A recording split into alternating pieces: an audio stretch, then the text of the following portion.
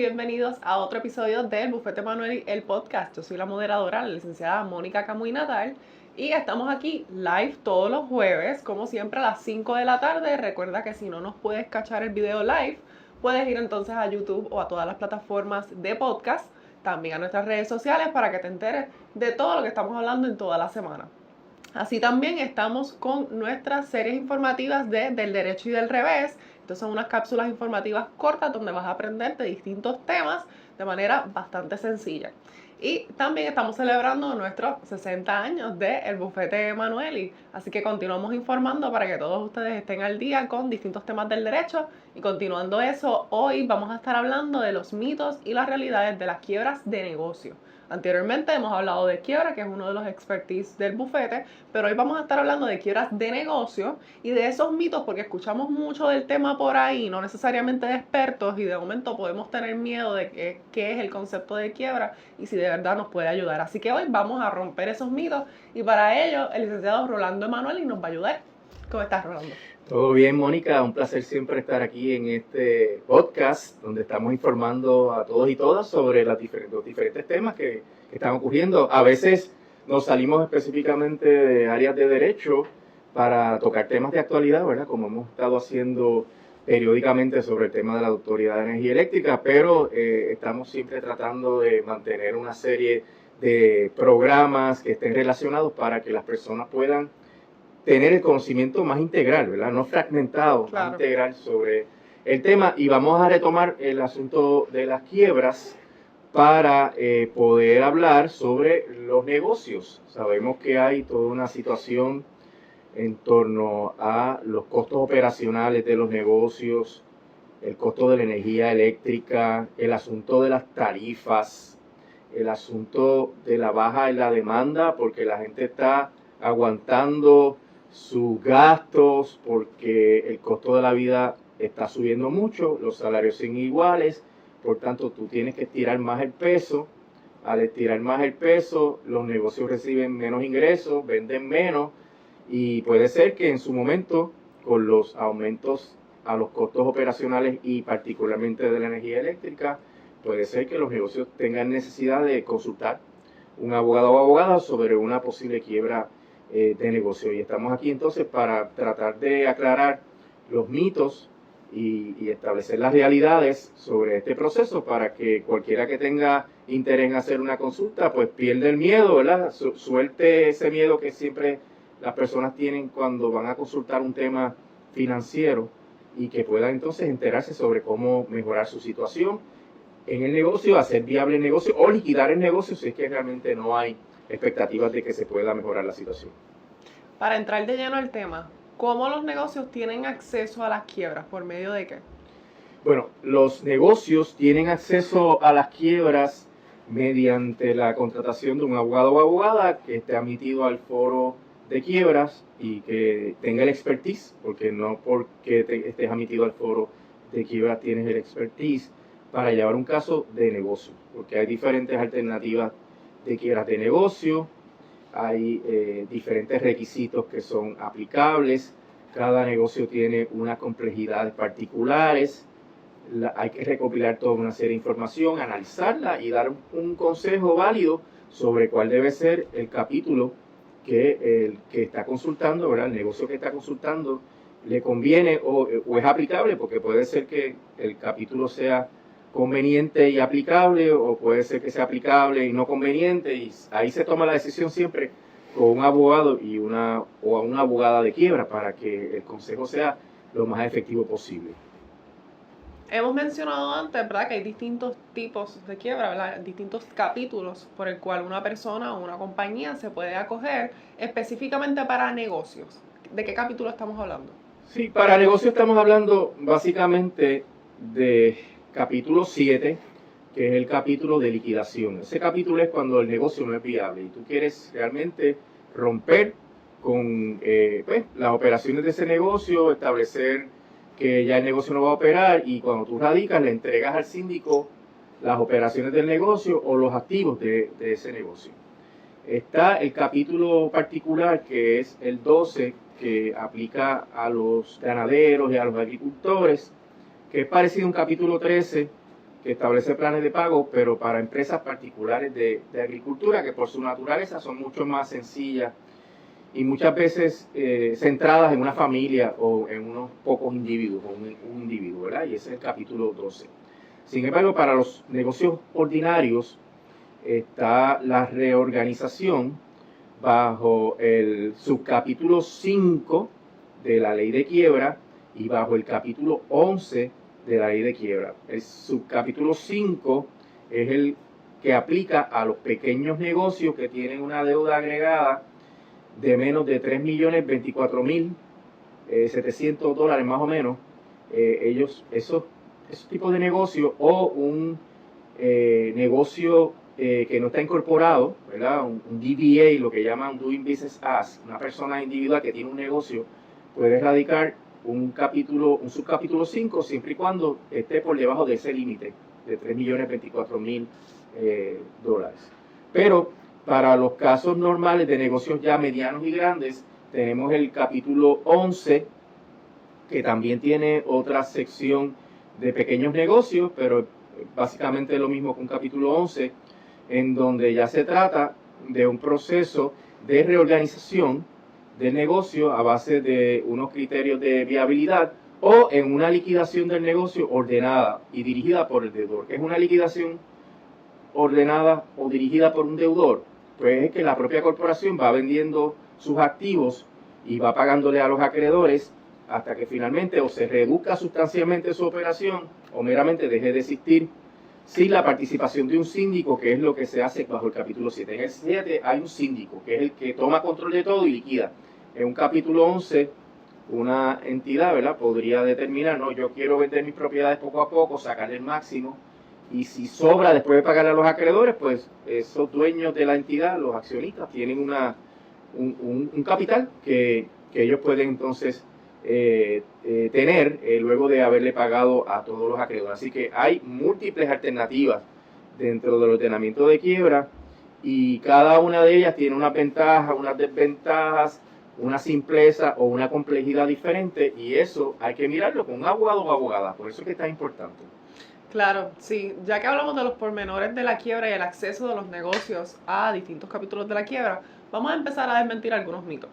Uno de los mitos más grandes y que la gente siempre habla es, si yo tengo un negocio y me acojo a quiebra, voy a apagar las luces, cerrar y se acabó el negocio. Cuéntame.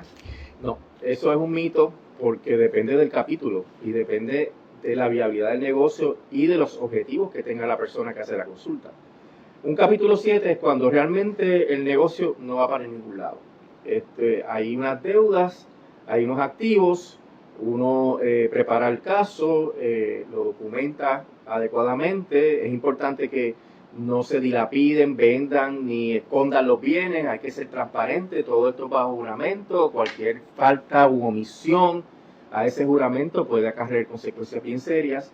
Y entonces uno, siendo un libro abierto, le entrega al síndico todo ese patrimonio y el síndico lo que se dedica es a evaluar, tasar esas propiedades y hacer las gestiones de venta, recopilar el dinero y entonces pagarle a los acreedores.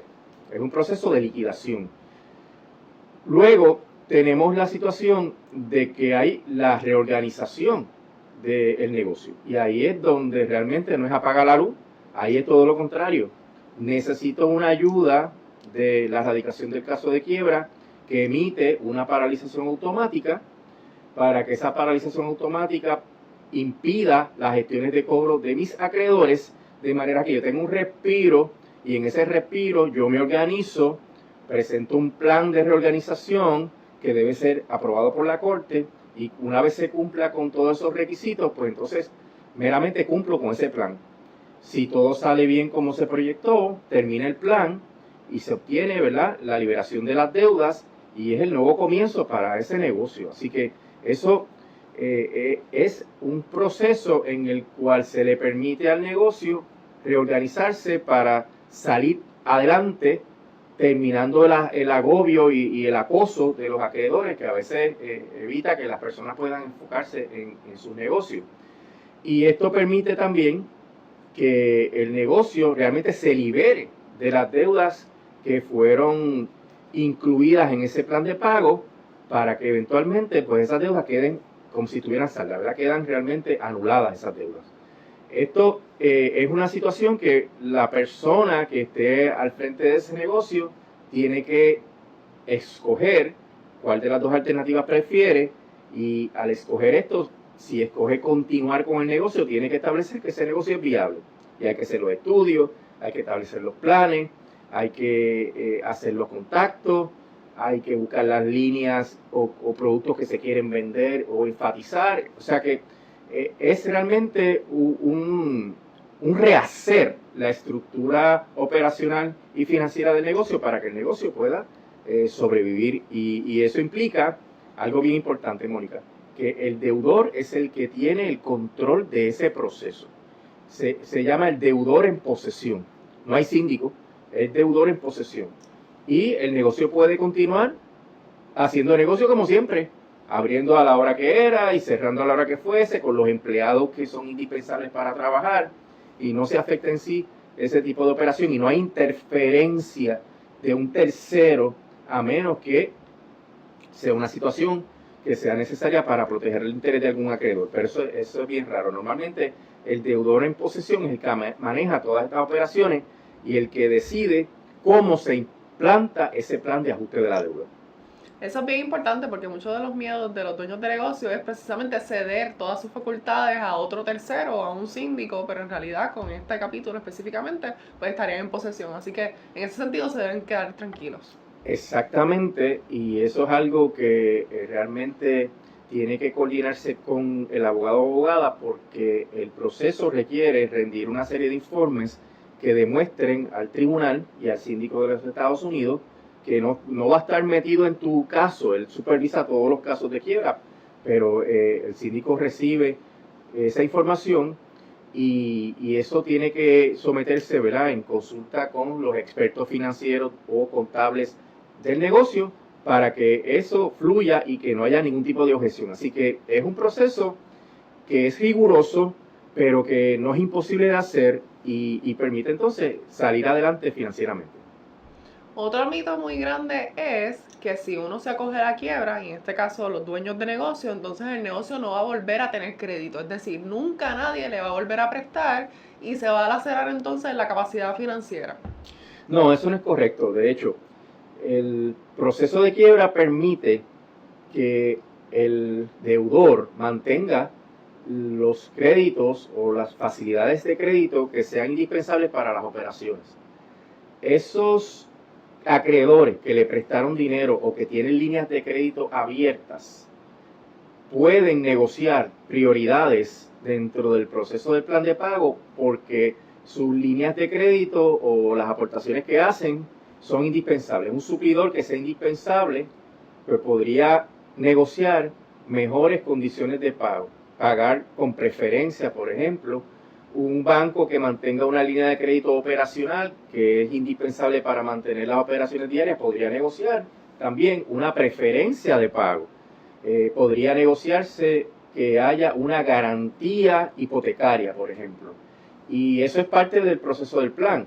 Uno le dice a los acreedores, bueno, banco, yo necesito que tú me mantengas la línea de crédito rotativa para que yo pueda seguir depositándote y girando para mantener las operaciones. Pues ese banco va a decir, pues está bien, pues vamos a establecer que tú tienes esta propiedad y vas a hacer una hipoteca para que yo pueda tener esa garantía que ahora mismo no tengo. Pues se puede negociar. Lo mismo podría hacer, pues entonces tú me pagas esto con preferencia, me pagas primero que los demás acreedores.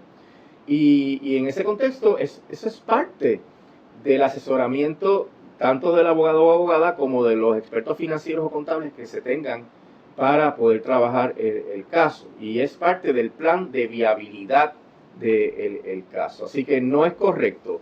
De hecho, si hace falta obtener financiamiento nuevo, porque hay que comprar unos equipos, porque hay que lograr pagar algún suplidor que tiene producto o materia prima que es esencial, se puede pedir financiamiento durante la quiebra. O sea que se puede ir a un prestamista, a un banco, para que se le dé ese financiamiento. Obviamente esto es con la aprobación de la Corte, porque la Corte tiene la supervisión de todas estas transacciones, y eso permitiría que se obtenga un préstamo que es indispensable para lograr una reestructuración cuando a lo mejor fuera de la quiebra ese préstamo ningún banco lo hubiera dado, porque no habría el mecanismo de la quiebra para forzar a que haya el pago con las condiciones y preferencias que ese acreedor necesita. Así que es todo lo contrario, hay flexibilidad y lo que es importante es la creatividad en términos de cómo se debe manejar esa reestructuración.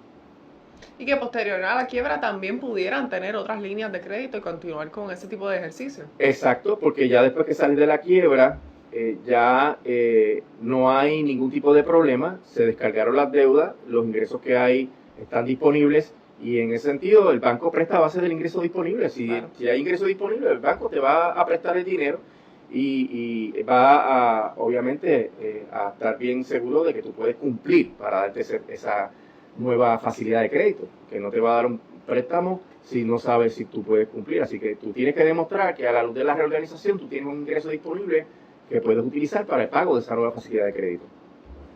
Otro mito es que las personas tienden a pensar que las quiebras son para grandes corporaciones, que si yo tengo una pequeña o mediana empresa, yo entonces no voy a cualificar y eso realmente, eso de la quiebra sería para una corporación grande o que tiene tantos ingresos o que tiene tantos empleados. Eso es un mito. Sí, pero precisamente el subcapítulo 5, que es el capítulo de negocios más accesible, si tu deuda no pasa de los 3.024.000, pues tú puedes radicar un subcapítulo 5. Y ese proceso es mucho más expedito. Ahí hay un síndico que se nombra automáticamente, pero ese síndico no es para liquidar, es para asistir a las partes a llegar a un acuerdo. Y las partes son aquí el deudor y los acreedores. Es un trámite más rápido, el deudor es el único que presenta un plan, hay unos términos bien estrictos para presentar ese plan y el porciento de éxito que están teniendo los que radican quiebra bajo el subcapítulo 5 es bien alto. Además de que mientras más breve el proceso, menos honorarios y gastos hay en el trámite. Así que no es para negocios pequeños. El Congreso abrió esta puerta nueva del subcapítulo 5. Tienes entonces los pequeños negocios bajo el 11 y los medianos y los grandes negocios bajo el 11. Ya ahí sí son procesos más complicados. Pero si tú caes dentro de los 3 millones, es realmente un éxito tener el subcapítulo 5. Y eso yo creo que en la mayoría de los pequeños negocios o DBAs, negocios personales de los puertorriqueños, no pasan de los 3 millones de la deuda. Así que prácticamente todos cualifican para beneficiarse del subcapítulo 5. Sí, en esa misma línea, otro mito también es que entonces no, ¿verdad? Cuando te acoges a la quiebra, hay ciertas paralizaciones en cuanto al negocio, hay ciertas cosas que no van a poder hacer. Yo creo que hay muchos pequeños y medianos comerciantes que tienen miedo de ir a la quiebra y tal vez al no ir realmente está empeorando su situación financiera y no saben cuándo parar y decir, ok, yo creo que yo necesito tener una consulta para ver si mi negocio aplica o debería ir a la quiebra. ¿Qué le podemos decir? Sí, que dejarlo para la tarde es lo peor que puede pasar porque se complica más la situación financiera, los acreedores se ponen más impacientes y realmente se puede afectar la viabilidad del negocio porque hay ingresos disponibles para pagar un monto de deuda, pero hay deudas que son privilegiadas, como por ejemplo las contribuciones, hay que pagarlas completas. Si tú no pagas el IBU, no puedes pagar el IBU, no has pagado las contribuciones sobre ingresos, y un año tienes deuda y al otro año sigues teniendo deuda y no consultas al abogado, a lo mejor cuando vayas a consultar al abogado el tercer año, pues la deuda prioritaria es tan grande que no hay manera de pagarla. Lo mismo ocurre con la deuda hipotecaria, que hay una garantía que protege al acreedor y si tus atrasos son demasiado altos porque lo dejaste para lo último, pues entonces puede ser que ese plan de pago que va a depender de tu ingreso disponible no se pueda cumplir, porque al acreedor garantizado hay que pagarle hasta el monto de su garantía, al acreedor prioritario hay que pagarle completo. Así que si tú sumas la deuda prioritaria y la garantizada, a lo mejor el flujo de efectivo no te da para cubrir eso. Y eso es porque lo dejaste para lo último. No hay ningún estigma, ni usted tiene que tomar ninguna decisión con consultar a un abogado o abogada de quiebra, es meramente para que se oriente. Mucha gente viene a la oficina o nos consultan mediante Zoom, que hacemos consultas presenciales y virtuales. La gente lo que quiere es escuchar qué posibilidades hay de una quiebra, cuáles son los capítulos que son aplicables, qué implica cada capítulo, y no tomen la decisión en ese momento. pero se van con una idea de que si ocurre el momento, llega el momento de una decisión, pues sepan más o menos por dónde ir.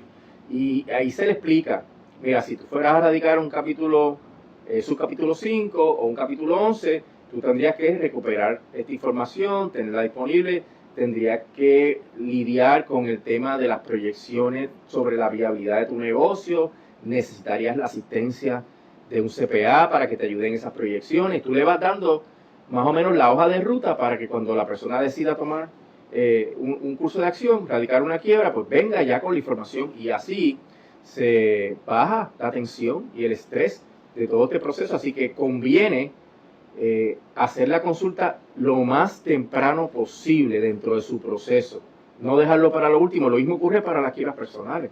Mucha gente llega cuando la quiebra es un remedio, pero es oneroso porque hay deudas que hay que pagar. Hay otras que se descargan totalmente, pero hay deudas que hay que pagar y si usted lo deja para lo último, entonces podría tener problemas para pagarlas.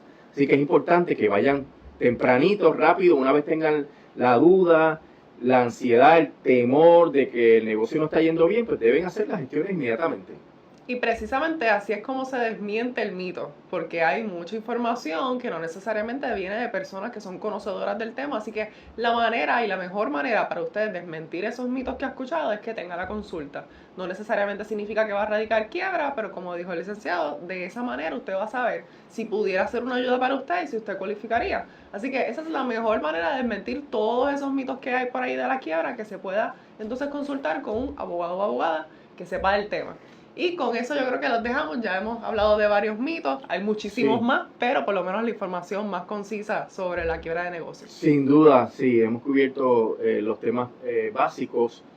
Vamos a hacer otros programas donde vamos a entrar en ciertos detalles de estos procesos de quiebras de negocios, pero como tema introductorio yo creo que hemos cubierto la información que es más importante conocer como cuestión de entrada, de umbral. Así que vamos a darle seguimiento a este tema. La semana que viene van a empezar a ver en nuestras redes sociales los videos de la nueva edición de Del Derecho y del Revés, que estuvimos trabajando el tema de los daños y perjuicios. Ahora vamos a trabajar el tema de las quiebras. Así que va a poder ver en esos videos que van a salir prácticamente diarios, van a poder ver explicaciones bien concisas y bien directas sobre los diferentes aspectos de la ley de quiebra y cómo aplican a las personas aquí en Puerto Rico. Así que usted puede dar seguimiento a estos temas mirando los videos del Derecho y del Revés que empiezan a salir la semana que viene. Así que, Mónica, yo creo que hemos cubierto todo. Así es, hasta la próxima entonces. Recuerden que estamos en vivo a las 5 de la tarde todos los jueves y también en todas las plataformas. Hasta luego. Hasta luego.